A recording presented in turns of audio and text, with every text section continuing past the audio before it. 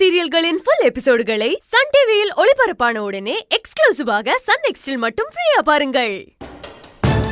நீங்க அவர் சொல்ல வந்த விஷயத்தையே முழுசா கேட்காம போய் சாப்பிட்டுட்டு போன்னு சொல்றீங்க. உங்க பொண்டாட்டி என்னடானா அவரை பார்த்து ஓசி சோறுங்கறாங்க. இவர் என்ன சோத்துக்கு வழி இல்லாம இங்க வந்திருக்காரு? அம்மா ஐயோ, எங்க வீட்டு கல்யாணத்துக்கு நாங்க இவரை வர வச்சிருக்கோம். இவரு எங்களோட கெஸ்ட். அவரை அவமானப்படுத்துறதோ எங்களை அவமானப்படுத்துறதோ ஒண்ணுதான். ஏம்மா விடுங்கம்மா, ஏன் தப்புதாம்மா. ஐயா அடிச்சது பத்தி நான் ஒன்னும் தப்பாவே நினைக்கல. ஓ, நீ தப்பா வேற நினைப்பியா? நீ யாரியா முதல்ல? இந்த மண்டபத்து வாசல்ல நுழையறதுக்கு உனக்கு தகுதி இருக்கா?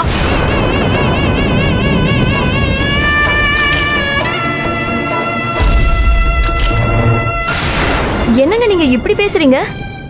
ஒரு கல்யாணத்துக்கு வர்றதுக்கு பொண்ணு மாப்பிள்ளையும் நல்லா இருந்தா போதும் அப்படின்னு நினைக்கிற நல்ல மனசு இருந்தா பத்தாதா? காசு பணம் இருந்தாதான் நீங்க மதிப்பீங்களா? வயசுல மூத்தவரை இத்தனை பேருக்கு நடுவுல வச்சு அடிச்சு அசிங்கப்படுத்தினது மட்டும் இல்லாம அதுக்காக கொஞ்சம் கூட ஃபீல் பண்ணாம எப்படி பேசுறாங்க பாருக்கா. பாருங்கம்மா, நீங்க ரெண்டு பேருமே தேவையில்லாம பேசிட்டு இருக்கீங்க. லிமிட்ட மீறி பேசிட்டு இருக்கீங்க. நீங்க ரெண்டு பேரும் கிளம்புங்க. நான் உங்க அப்பா கிட்ட பேசிக்கிறேன். இவரும் எங்களுக்கு அப்பா மாதிரி தாங்க. இன்னும் சொல்ல போனா எங்க அப்பாவை விட அவருக்கு வயசு அதிகம். அந்த மரியாதை கூட இல்லாம இப்படி நடந்துக்கிறீங்க? இல்ல, நான் தெரியாம தான் கேக்குறேன். இப்ப உங்க கையை பிடிச்சு இழுத்தா என்ன குறைஞ்சு போச்சு? உங்க கை தங்கத்திலையா செஞ்சிருக்கு? இல்ல இவர்தான் உங்ககிட்ட 1000-10,000 கடன் கேட்டாரா? ஒரு கிராமத்து மனுஷன் ஏதோ இப்படி ஒரு சடங்கு இருக்கு வந்து செய்யுங்க அப்படின்னு சொன்னத ஏதோ கொலை குத்து மாதிரி பேசுறீங்க. என்னம்மா நீங்க இப்பவே இப்படி பேசுறீங்க? அது ஒரு வேலைக்காரனுக்கு சப்போர்ட் பண்ணி ஏன் புருஷனை அசிங்கப்படுத்துறீங்க? இங்க பாருங்க, அசிங்கப்படுத்துறது நாங்க இல்ல, உங்க புருஷன். அத கூட புரிஞ்சுக்காம திரும்ப திரும்ப எங்களையே தப்பு சொல்லிக்கிட்டு இருக்கீங்க. இப்ப கூட ஒரு பெரியவர் அடிச்சிட்டோமேங்கிற குற்ற உணர்ச்சி கூட இல்லாம பேசிக்கிட்டு இருக்கீங்க. என்னது குற்ற உணர்ச்சியா? இத பாருமா, என் ஸ்டேட்டஸ் என்னன்னு தெரியுமா உனக்கு? தெரியலன்னு வச்சுக்கங்களேன், உங்க அப்பா அம்மா கிட்ட போய் கேளுங்க, தெரியும். முதல்ல யார்கிட்ட பேசுறோன்னு தெரிஞ்சுக்கிட்டு பேசு. இப்படி சொன்னா என்னங்க அர்த்தம்?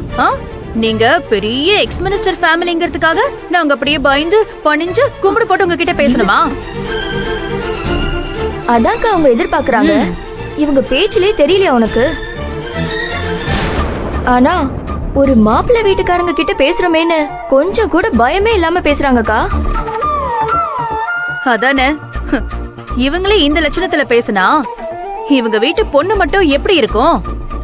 அதுவும் இந்த மாதிரி தான் மரியாதை இல்லாம நடந்துக்கும். ஏய் நிறுத்து.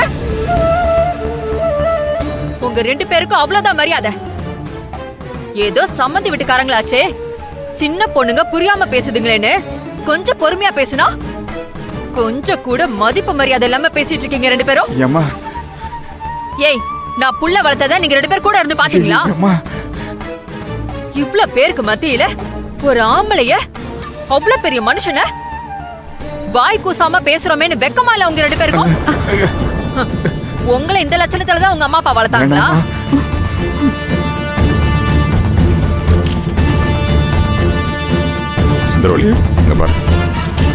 அம்மா அம்மா அம்மா ஏதோ தெரியாம பேசிட்டாங்கம்மா, மன்னிச்சு விட்டுருங்கம்மா. ஏய், இப்ப நீ எதுக்கு தேவையில்லாம நடுவுல வர? நகரந்த விடுங்கம்மா, எல்லாரும் பாக்குறாங்கம்மா, விட்டுருங்கம்மா. அந்த அசிங்கம் இவங்களுக்கே இல்லையே. அன்னைக்கு அப்படிதான் என் பொண்ணுக்கு புடவை எடுக்க வரும்போது இந்த வேலைக்காரியை எடுக்க வச்சு அசிங்கப்படுத்துனீங்க. இப்போ அவளோட அப்பா வச்சு அசிங்கப்படுத்துறீங்களா? இங்க பாருங்க, திரும்பவும் சொல்றேன், அசிங்கப்படுத்தினது நீங்க, அவர் இல்ல. நியாயமா பார்த்தா இப்படி நடந்துகிட்டதுக்கு உங்க புருஷன் இவர்கிட்ட மன்னிப்பு கேட்கணும். வா என்னன்னு பார்க்கலாம்.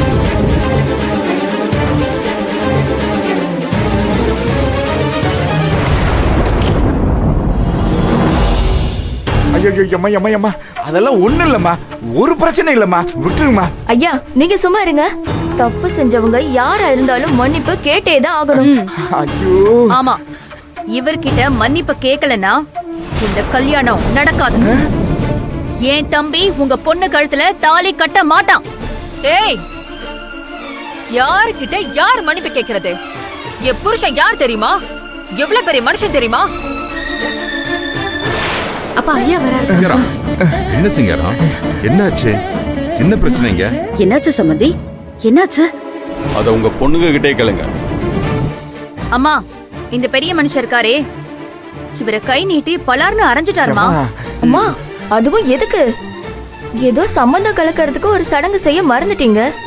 வாங்க அப்படின்னு கூப்பிட்டதுக்கு இவ்ளோ பேருக்கு நடுவுல வச்சு அடிச்சிட்டாருமா. என்ன சம்பந்தி, என்கிட்ட ஒரு வார்த்தை சொல்லிருக்கலாம்ல. சம்பந்தி, இவெல்லாம் ஒரு ஆளுன்னு என் வீட்டுக்காரு கைய பிடிச்சு நிப்பாட்டி கேள்வி கேட்டுட்டு இருக்கான். நாங்க உங்க வீட்டுல சம்பந்தம் பண்றோமா இல்ல இந்த ஆள் வீட்லயா? இவர் எதுக்கு அத பத்தி எல்லாம் பேசணும்? பேசுனதோட இல்லாம ஏதோ சொந்தக்காரங்க மாதிரி உரிமையா கைய பிடிச்சு இழுக்கிறாரு. கோவம் வருமா வராதா? எதுக்குங்க கை நீட்டினீங்க? ஏங்க இருங்க இருங்க, என்ன பேசுறீங்க நீங்க? கல்யாண வீட்டுல சம்பந்தம் கலக்கணும்னா அதுக்கு மாப்பிள்ளை வீட்டுக்காரங்க கவலைப்படணும் இல்ல பொண்ணு வீட்டுக்காரங்க கவலைப்படணும். இதுல எந்த சம்பந்தமும் இல்லாத இந்த ஆளு எதுக்கு கவலைப்படணும்? ஏய், என்ன உனக்கு இந்த இடத்துல என்ன வேலை? வந்தியா திண்ணியா போனமான்னு இருக்க வேண்டியதானே? அதை விட்டுட்டு ஏன் சம்பந்திக்கிட்ட உனக்கு என்னையா பேச்சு? என்ன பாக்குற? என்ன அண்ணியார, ஊருக்குள்ள 50 ஏக்கர் தென்னந்தோப்பையும் 25 ஏக்கர் வயக்காட்டையும் பாத்துக்க சொல்லிருக்கீல்ல, அது எல்லாத்தையும் இதுகளுக்கு நினைச்சுக்கிட்டு இருக்கே அந்த பக்கிய. அதுதான் பண்ணையாருங்கிற நினைப்புல நம்ம சம்பந்தி கைய பிடிச்சு பேசியிருக்கான் அந்த சிங்காரம். இதுகள் எல்லாம் உள்ளேயே விட்டுருக்க கூடாது. அதுக்குதான் அப்பையில இருந்து நான் சொல்லிட்டு இருக்கேன், இதுகள் எல்லாம் வைக்க வேண்டிய இடத்துல வைக்கணும்னு. இல்லன்னா நம்ம தலையில ஏறிதான் உட்காந்துக்குங்க. இப்ப பாத்தியல்ல நம்ம சம்பந்தி எவ்வளவு பெரிய ஆளு. விட்டுருந்தா அவருக்கு ஒரு பையன் இருந்திருந்தா அவன் பொண்ணுக்கு சம்பந்தமே பேசியிருப்பான் இந்த சிங்காரம்.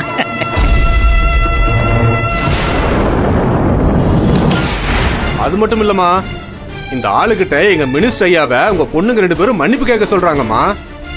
யார்கிட்ட யாரு மன்னிப்பு கேக்குறது? தொலைச்சிருவன் தொலைச்சு. அவர் யாரு? நம்ம வீட்டு சம்மதி. இந்த வீட்டு வேலைக்காரங்கிட்ட மன்னிப்பு கேட்க சொல்ற? உனக்கு அறிவில்ல? அம்மா, நீங்க என்ன வேணா சொல்லுங்க. யாரா இருந்தாலும் தப்பு செஞ்சா தப்பு செஞ்சவங்க மன்னிப்பு கேட்டுதான் ஆகணும்.